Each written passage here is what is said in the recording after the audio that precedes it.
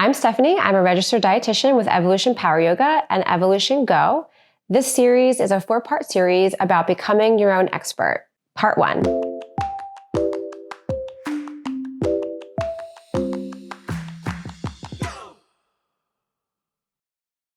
So exploring nutrition beliefs is an area that a lot of people don't talk about, but it's underlying a lot of issues that we deal with every day, and it can really get in the way of good nutrition and good health. In my life, it's really played a big role, and I've learned a lot about myself over the years, a lot of things that I was never taught in nutrition school, and a lot of things I actually learned when I started reconnecting to my body in my yoga practice.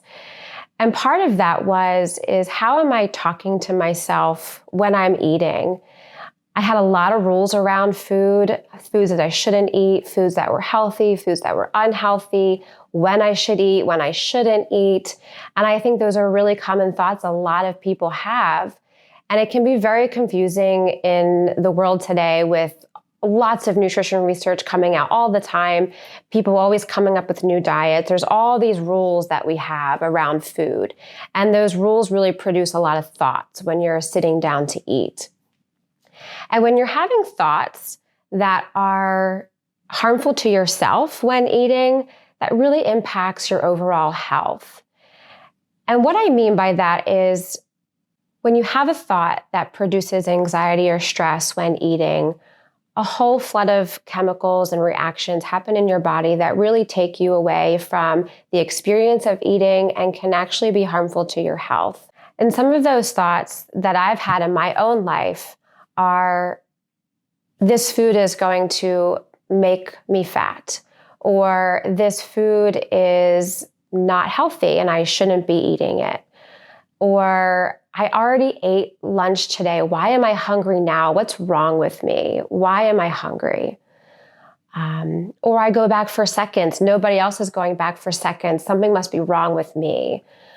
And these are really common thoughts that are just not helpful. And when you learn to let them go, there is a sense of freedom and choice that comes with this, where you get the power back to make choices that feel right for you in the moment, while also not creating more stress in your life that's just not necessary. And so that's what I really want you to focus on this week, is to think about how to combat those thoughts that you have. And this takes a lot of work. This is not done overnight. This is not done in a week.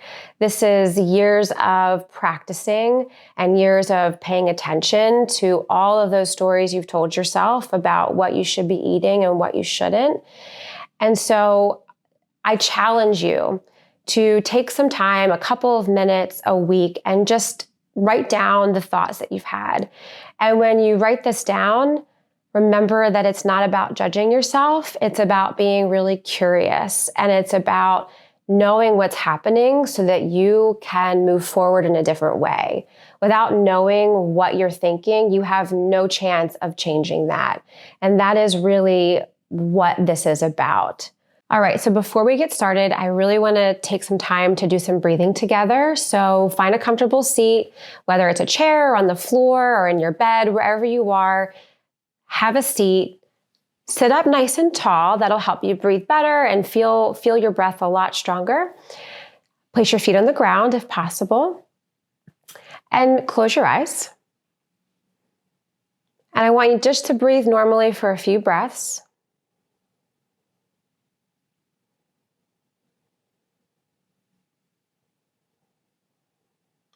And now I want you to bring your attention to your in-breath. Take a really deep breath in, filling all the way up, feeling your lungs fill, and then exhale it all out. Take another deep breath in.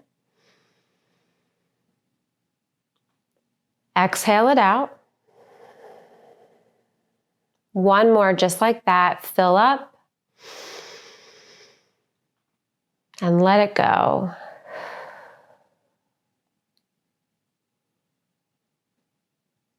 And open your eyes when you're ready.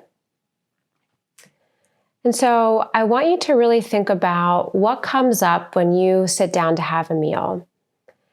And that can be really hard to think about because we really don't pay attention to this. We often don't even pay attention to when we're eating. But we're going to take a few moments. You're going to pause the video, and I want you to write down the last time that you ate, whether it was a snack or a lunch, and just really think about what was going through your head. What types of thoughts did you have about that meal? Are there judgments coming up? They could be good judgments or they could be bad judgments. So there are a lot of common thoughts that people have when exploring this. And so you're not alone. And I want you to know whatever you wrote down is likely very common and almost normal in our society. And what I want to do is really work through these thoughts and see if we can come up with more positive thoughts and thoughts that are serving you better in your life. So a lot of people tell me that they feel a sense of guilt or shame when eating, or they just feel this uneasiness because they don't know what to eat, or they feel like they shouldn't be eating because of the way their body looks or the way they feel in their body. And I want you to know that if you've had those thoughts, it's likely a result from a lifetime of learning them from someone or somewhere. And I want you to really know that these thoughts can be changed and that these thoughts don't have to rule how you live your life and how you choose to eat. The reason thoughts are so important is that if you're having thoughts of shame or anxiety when eating, that affects your whole body, and that affects how the food you're consuming and eating is broken down in your body and digested, and then how you feel after. And this is really important because what we eat really does make a difference in how we feel, and our thoughts make a difference in how we feel.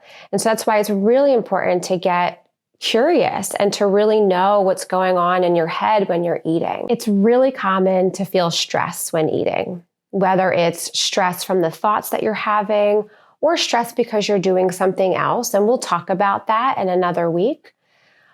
But it's really critical to reduce stress when eating. And this is because when you're stressed out, there are a flood of chemicals that happen in your body, and it puts you into the fight or flight response. And that is the last thing you want when you're eating. So what happens in the fight or flight response is that all the blood and energy goes to other parts of your body, like your muscles, to prepare you for, running from a tiger, which is what this response was designed to do. So when that blood flow isn't getting to your stomach where you're supposed to digest things, it can really lead to a lot of digestive issues. And so if you're struggling with feeling, unwell after eating, sometimes that could be because of the thoughts that you're having or the stress that's coming up around meal times. And so that is something to pay attention to as you explore this more.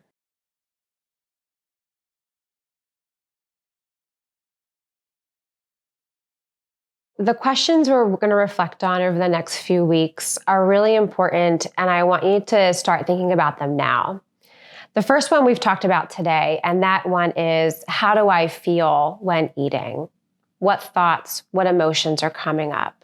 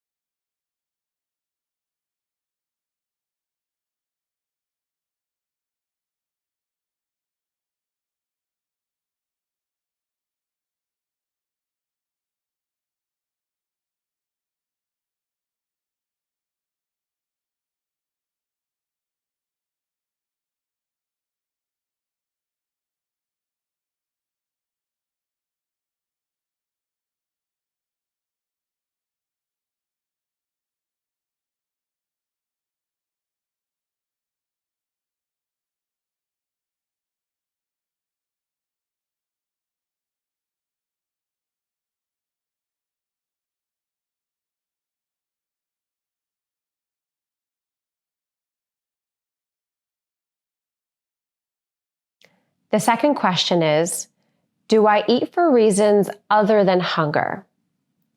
And what does that mean? So a lot of times, and we all, including myself, eat for reasons beyond physical hunger. It could be emotional hunger. It could be boredom. It could be a celebration. It could be to procrastinate. It could be because you're angry or you're sad. There are 1,000 reasons we eat other than hunger. And I really want you to think about how you use food in those situations.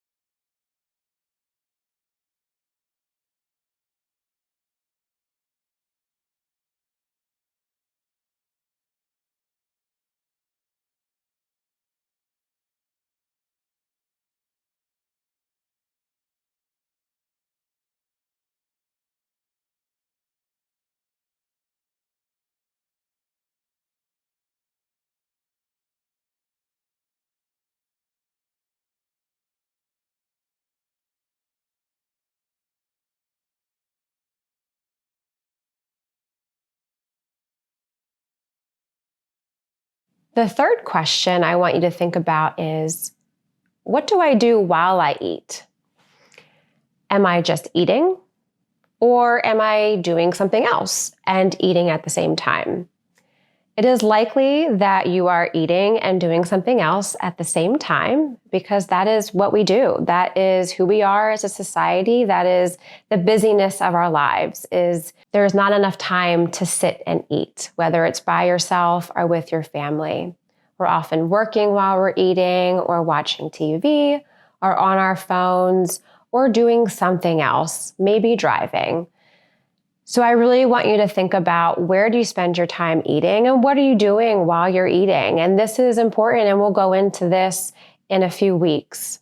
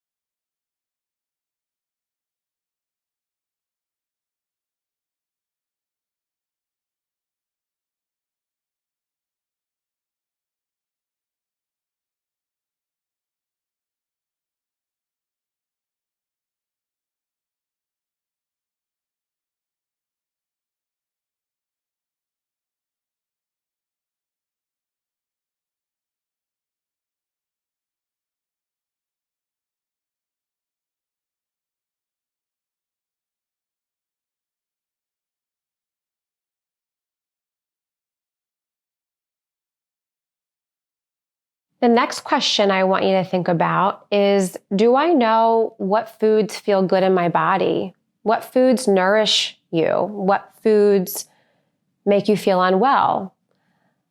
And this is an important question because we have a lot of outside influence on what we think we should be eating and which foods are healthy and which foods are not. But we're all really different, and some foods don't feel good in everybody. And so it's really critical to your health to know this food feels good for me, but this food does not. And to really let go of any of those rules that anybody else has told you about food and pay attention to what feels right in your body.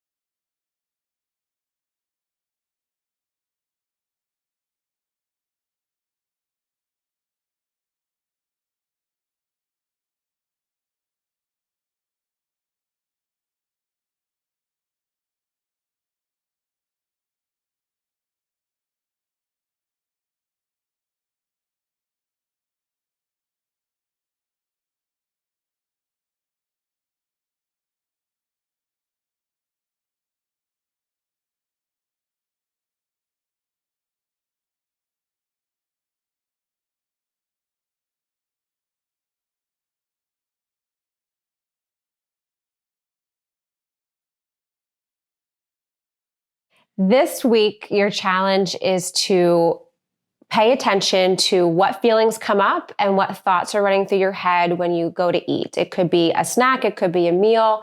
I want you to have either your journal, the worksheet, or your phone, whichever method you want to use it and stick to it.